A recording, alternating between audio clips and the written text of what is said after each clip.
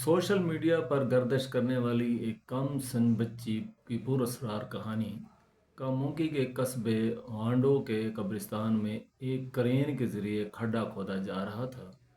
وہاں police car بھی موجود تھے اور اس وقت کے مقامی لوگوں کی کثیر تعداد بھی موجود تھی۔ فوراً ایک میت کو اس کھڈے میں دفنا دیا گیا۔ 26 فروری کو جس شخص کی تدفین کی گئی اس کا نام حسن تھا، عرف جھارا کے نام سے مشہور تھا۔ مقامی لوگوں نے اسے قریبی قبرستان میں دفن کرنے کی اجازت نہ دی تھی اور نہ نماز جنازہ پڑھنے دیا تھا۔ حسن پر یہ الزام تھا کہ اس کے پڑوس میں رہنے والی بچی ایمان کے اغوا، ریپ اور قتل کی غرض سے پولیس مقدمے میں گرفتار کیا گیا تھا۔ اصل میں واقعہ اس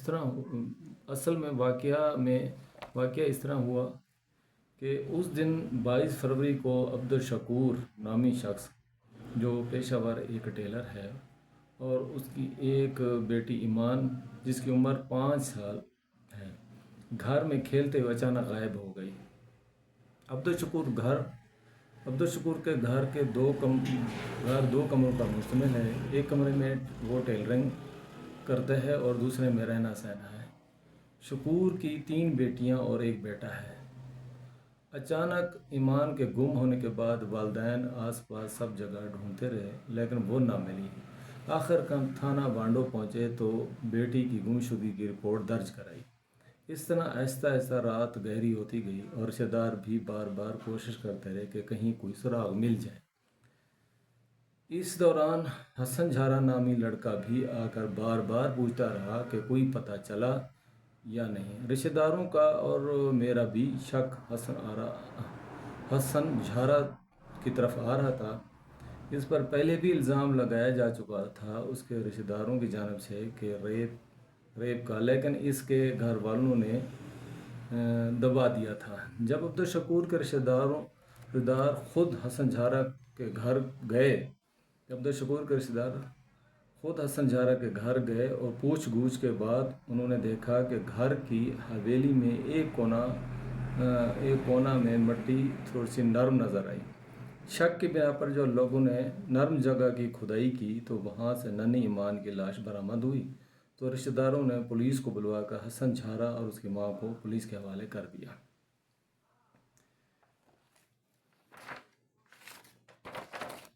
لیکن حسن جھارا کی موت کس طرح واقع ہوئی؟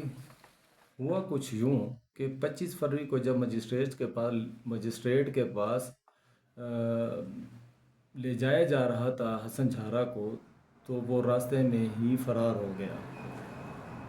لیکن یہ من گھڑت کہانیاں ہیں۔ اس طرح پولیس انکاؤنٹر کرنے کے لیے قتل کر دیتی ہے، جبکہ پولیس کا کہنا ہے کہ حسن جھارا اپنے ساتھیوں کے ہاتھوں مارا گیا ہے۔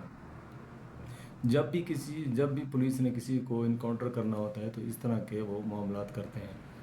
پولیس نے جب کسی کو مارنا ہوتا ہے تو اس طرح بیان دیتی ہے اور اپنے بچاؤ کے لیے۔ لیکن ادھر ایمان کی پوسٹ مارٹم رپورٹ کے مطابق اس کے جسم پر تشدد کے نشانات پائے گئے ہیں اور حسن جھارا کے نماز جنازہ